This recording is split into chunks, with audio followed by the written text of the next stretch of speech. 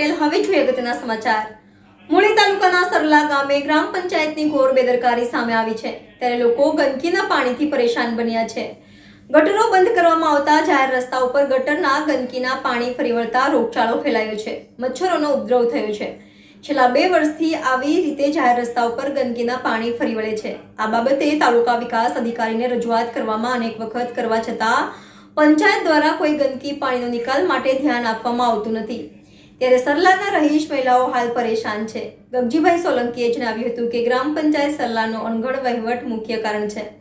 છેલ્લા 2 વર્ષથી આવી રીતે જાહેર રસ્તા ઉપર ગટરના પાણી ફરી વળે છે, ત્યારે વડીલો વૃદ્ધોને આવવા જવામાં ખાસ તકેદારી રાખવી પડે છે અને આખી શેરીમાં રોગચાળો ફેલાયો છે, મચ્છરોનો ઉપદ્રવ થયો છે। તેમ છતાં સરપંચ કે તલાટી દ્વારા કોઈ સ્વચ્છતાના કોઈ પગલાં ભરવામાં આવતા નથી, જ્યારે સ્વચ્છતાની ગ્રાન્ટને ખોટા બિલો બનાવી અન્યત્ર વેડફાટ કરવામાં આવે છે।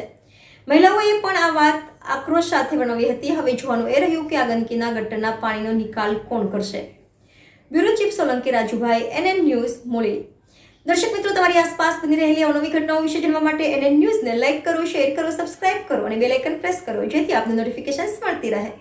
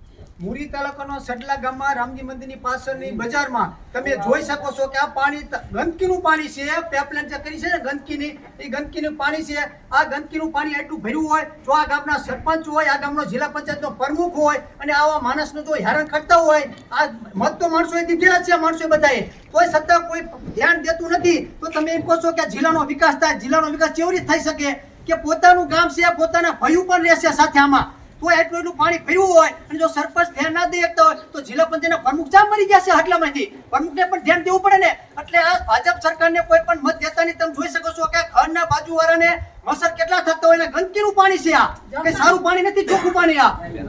અને કેટલા માણસો આ પડે છે અને પાણી અત્યારે ગામમાં છોડે ને ત્યારે ઢીસણમાં પાણી ભરેલું હોય છે અને આગળ પાઇપલાઇન કરી છે તો પાઇપલાઇન આગળ નાકું દઈ દીધેલું હોય છે। તો સરપંચને એટલે અંદર આવતું નથી કે નાકું ખોલાવી અને ગટરનું પાણી બહાર કાઢે, પણ આ સરપંચમાં કંઈ મને લાગતું નથી કે મોટું હોય કે આમાં સરપંચે પણ રાજકારણ કરતા હોય એવું મને આમાં લાગે છે। એટલે તમામ મારે સરકારને નમ્ર વિનંતી છે કે તાત્કાલિક આ પાણીનો નિકાલ કરે, નકર સડલા ગામના બધા ભાઈઓ અને બહેનો ચૂંટણીનો બહિષ્કાર કરવાના છે।